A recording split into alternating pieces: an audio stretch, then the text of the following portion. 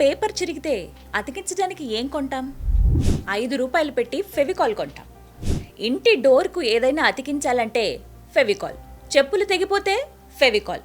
మన డైలీ లైఫ్లో ఏ వస్తువు పగిలిపోయినా చిరిగిపోయినా అతికించడానికి గుర్తొచ్చే మొదటి పేరు ఫెవికాల్. ఆఖరికి ఇద్దరు స్నేహితుల మధ్య బంధాన్ని కూడా మన వాళ్ళది ఫెవికాల్ బంధం అని కామెంట్ చేస్తాం. ఇంత మంచి పేరున్న ఫెవికాల్ బ్రాండ్ అసలు ఎలా పుట్టిందో తెలుసా? ఈ సక్సెస్ స్టోరీని చూసే ప్రతి ఒక్కరూ వీళ్లలాగే జీవితంలో మీరు సక్సెస్ అవ్వాలని 6JVR మనస్ఫూర్తిగా కోరుకుంటోంది. South India famous astrologist and gemologist Lakshmi Ganapathirao Jamalapuram 6JVR ద్వారా ఇండియాలో అతి తక్కువ ధరకే నవరత్నాలను, జాతిరత్నాలను అందిస్తున్నారు. పూర్తి డీటెయిల్స్ కోసం కింద నెంబర్కు కాల్ చేయండి. డిగ్రీ చదివాక కూడా సరైన ఉద్యోగం రాక అసంతృప్తితో రగిలిపోయిన ఓ సామాన్యుడి బుర్రలో పుట్టింది. ఈ కథను చూస్తే మన కథ కూడా ఇలాగే ఉంటుందనిపిస్తుంది. ఫెవికాల్ క్రియేటర్ బల్వంత్ పరేఖ్ది గుజరాత్లోని భావ్నగర్. తండ్రి కోసం లా చదివాడు, ప్రాక్టీస్ కూడా చేశాడు. కానీ తన సీనియర్ జడ్జి గారి ముందు అబద్ధాలు చెప్పి కేసు గెలవటాన్ని చూసి తట్టుకోలేకపోయాడు. నాకు లా సెట్ కాదని తండ్రి దగ్గరకు వచ్చి కుండ బద్దలు కొట్టేశాడు. తండ్రి ఒప్పుకోకపోవటంతో బట్టలు సర్దుకుని రోడ్డు మీదకొచ్చాడు. ఎప్పుడైతే రోడ్డున పడ్డాడో అప్పుడే పరేఖ్ లైఫ్లో మార్పులు మొదలయ్యాయి. లైఫ్లో మనకు అన్ని సౌకర్యాలు ఉన్నాయనుకోండి, అక్కడ ఎదుగు బొదుగు ఉండదు. సౌకర్యాలు లేని చోట ప్రయాణం మొదలైతే దాన్ని ఆపడం ఎవ్వరి వల్ల కాదు. రోడ్డు మీదకు వచ్చాక బల్వంత్ పరేఖ్ పరిస్థితి కూడా అదే. ఏం చేయాలో తెలియదు. అప్పటికే పెళ్ళయింది, భార్య భారం కూడా ఉంది. తప్పని పరిస్థితుల్లో ఓ ఫుడ్ ప్రాసెసింగ్ యూనిట్లో ప్యూన్గా చేరాడు. డిగ్రీని, ఈగోని రెండింటినీ వదిలేసి కాఫీలు, టీలు అందించడానికి సిద్ధపడిపోయాడు. గుర్తుపెట్టుకోండి, ఎక్కడైతే మనం ఎక్కువ కష్టాల్లోకి వెళ్తామో అక్కడే మన లైఫ్ను మలుపు తిప్పే ఆలోచన పుడుతుంది. బల్వంత్ పరేఖ్ కూడా తన లైఫ్ను మార్చే ఐడియా తను ప్యూన్గా పనిచేస్తున్న ఫుడ్ ప్రాసెసింగ్ యూనిట్లోనే పుట్టింది. కంపెనీలో చెక్కలు అతికించడానికి జంతువుల కొవ్వుతో తయారు చేసిన జిగురు వాడేవారు. ఫుడ్ ప్రాసెసింగ్లో జంతువుల కొవ్వేంటి? కొంత ఇబ్బందికరం కదా. అదే కెమికల్స్తో ఏదైనా జిగురు తయారు చేస్తే ఎలా ఉంటుంది అని ఆలోచించాడు. ఆ ఆలోచనే ఇవాల్టి మన ఫెవికాల్, ఫెవిక్విక్, డాక్టర్ ఫిక్స్ వంటి బోలెడన్ని ప్రోడక్ట్లు. బల్వంత్ తన ఐడియాను ఫస్ట్ ఫుడ్ ప్రాసెసింగ్ యూనిట్ వాళ్లకే చెప్పాడు. వాళ్ళు నవ్వి లైట్ తీసుకున్నారు.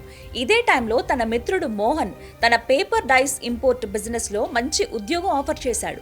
పేపర్ అంటే మళ్ళీ చెరగటాలు, అతికించటాలు సహజమే కదా. మోహన్కు ఫుడ్ ఇండస్ట్రీకి గ్లూస్ సరఫరా చేసే హూయిచెస్ట్ అనే విదేశీ కంపెనీ డీలర్షిప్ దొరికింది. ఇక్కడ మోహన్ కెమికల్ ఇండస్ట్రీని చూడాల్సిన బాధ్యతలు బల్వంత్ చేతికి వచ్చాయి. ఇది బల్వంత్కు గుడ్ ఛాన్స్గా మారింది. ఫుడ్ ఇండస్ట్రీలో వాడే కెమికల్స్ మీద బల్వంత్కు పట్టొచ్చింది. ఈలోపు మోహన్ కంపెనీకి డీలర్షిప్ పోయింది. బల్వంత్ మళ్లీ రోడ్డున పడాల్సి వచ్చింది. ఉద్యోగం లేక, ఇంటి అద్దె కట్టలేక బల్వంత్ ఫ్యామిలీ ఓ సామిల్ గోడౌన్లోకి మారింది. అక్కడే కాపురం ఉండేవాడు. అయితే చెక్కలను అతికించడానికి వాడే జిగురు మళ్లీ బలవంత్ మనసులో ఉన్న ఐడియాను నిద్రలేపింది. ఇక తగ్గేదే లేదు. మిత్రుడు మోహన్ దగ్గర పనిచేసినప్పుడు కెమికల్స్ మీద వచ్చిన పట్టుతో ఓ కొత్త జిగురు తయారు చేయాల్సిందే అని పట్టుబట్టుకుని కూర్చున్నాడు. రకరకాల ప్రయత్నాలు, ప్రయోగాలు చేసి చివరికి ఓ కెమికల్ జిగురును కనిపెట్టాడు. బల్వంత్ కెమికల్ జిగురును కనిపెట్టక ముందు అందరూ జంతువుల కొవ్వుతో తయారు చేసే జిగురునే వాడేవారు. పరేఖ్ జిగురు ఆ పాత పద్ధతిని చావుదెబ్బ కొట్టేసింది. మొదట 1-2 షాపులకే పరేఖ్ జిగురు వెళ్లేది. కొవ్వుతో తయారైన జిగురు కంటే పరేఖ్ జిగురు వస్తువులను బలంగా అతికించడంతో ఆ షాపు యజమానులకు వ్యాపారం పెరిగింది. అలా ఒక షాపు నుంచి మరో షాపుకి పరేఖ్ జిగురు వేగంగా వ్యాపించింది. డిమాండ్ పెరగడంతో పరేఖ్ ఉత్పత్తిని పెంచే ఆలోచనలు మొదలుపెట్టాడు. 1954లో తమ్ముడు సుశీల్ పరేఖ్ను తన వ్యాపారంలోకి ఆహ్వానించాడు. ఇద్దరూ కలిసి పరేఖ్ డైకామ్ ఇండస్ట్రీని స్టార్ట్ చేశారు. అయితే జిగురు బాగా అతుక్కుంటుందని జనానికి చెప్పాలి అంటే ఏం చేయాలా అని ఆలోచించారు. 2 ఏనుగులకు తాళ్లు కట్టి చెరోవైపు లాగినా తమ జిగురుతో అతికించిన వస్తువు ఊడిపోదనే పబ్లిసిటీ స్టార్ట్ చేశారు. ఫెవి అనే పదానికి ఇంగ్లీష్లో థింగ్స్ నెవర్ చేంజ్ అనే అర్థం ఉంది. అందుకే తమ గమ్ముకు ఫెవికాల్ అనే పేరును ఎంచుకున్నారు. ఇన్నోవేషన్స్ లేనప్పుడు బిజినెస్లు ఎక్కువ రోజులు ముందుకు సాగవు. ఈ విషయం పరేఖ్ బ్రదర్స్కు చాలా బాగా తెలుసు. అందుకే కొత్త ఇన్నోవేషన్స్ పైన వాళ్ళు దృష్టి పెట్టారు. 1963లో మహారాష్ట్రలోని కొండవిట్ట అనే గ్రామంలో కెమికల్ గ్లూ ప్రొడక్షన్ కంపెనీని పెడిలైట్ బ్రాండ్ పేరుతో మొదలుపెట్టారు. అందులో కొందరు కెమికల్ ఇంజనీర్లను పెట్టుకుని ప్రయోగాలు చేశారు. తొలుత వాళ్ళు తయారు చేసిన జిగురు కంటే ఇంకా బలమైన జిగురుని తయారు చేయటం మొదలుపెట్టారు. ప్రోడక్ట్ తయారు చేయటం ఒక ఎత్తైతే దాన్ని టార్గెట్ కస్టమర్లకు అమ్మటం మరో టాస్క్.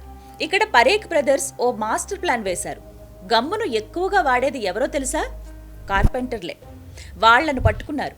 పెడిలైట్ కంపెనీ ద్వారా అనేక చోట్ల కార్పెంటర్లతో మీటింగులు పెట్టారు. శిక్షణ తరగతులు పెట్టి ఫర్నిచర్ తయారీలో మెళకువలు నేర్పించారు. గమ్మును వాడి కొత్త కొత్త డిజైన్లు ఎలా తయారు చేయాలో చూపించారు. వాళ్ల ఆదాయం మారుతుందని ఆశ పెట్టారు. బాగా పనిచేసిన వారికి బహుమతులు ఆఫర్ చేశారు. ఫలితంగా ప్రతి కార్పెంటర్ తమ కస్టమర్కి ఫెవికాల్ బ్రాండ్ను పరిచయం చేశాడు. దెబ్బకి సేల్స్ పెరిగిపోయాయి.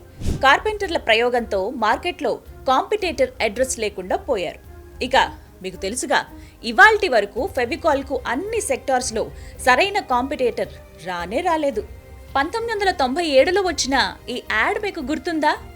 చిటికెలు వేస్తూ తన పిఏకు పని చెబుతున్న ఓ ఆఫీసర్ చేతిలో ఫెవిక్విక్ డ్రాప్ వేస్తే 2 వేళ్లు అతుక్కుపోయే వీడియో. కామెడీని కలిపి అడ్వర్టైజ్మెంట్లు బాగా తయారు చేశారు. అయితే ఈ యాడ్స్ రూపొందించడానికి పెద్ద పెద్ద స్టార్లు, సినిమా యాక్టర్లను ఏం వాడలేదు. జూనియర్ ఆర్టిస్టులతోనే యాడ్స్ తయారు చేసింది. ఇక యాడ్స్లో చూపించినట్టే నీళ్లకు, ఎండకు ఏమాత్రం ప్రభావితం కాని ఫెవికాల్ వెరైటీస్ను తయారు చేసింది.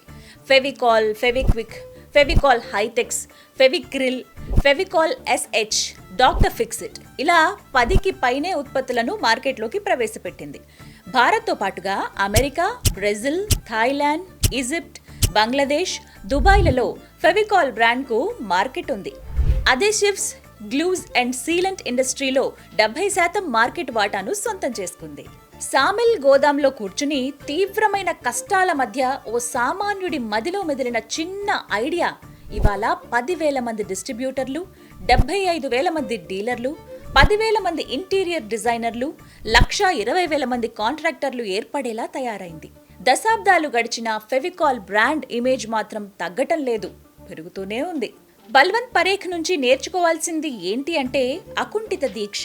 అనుకున్న పనిని అనుకున్నట్టు చేయటం, కస్టమర్ల అవసరాలకు తగ్గట్టు ఉత్పత్తుల్లో ఇన్నోవేషన్స్ను తీసుకురావటం, టార్గెట్ కస్టమర్ల దగ్గరకు మనమే వెళ్ళటం. మరి మీరేమంటారు? కామెంట్ చేయండి.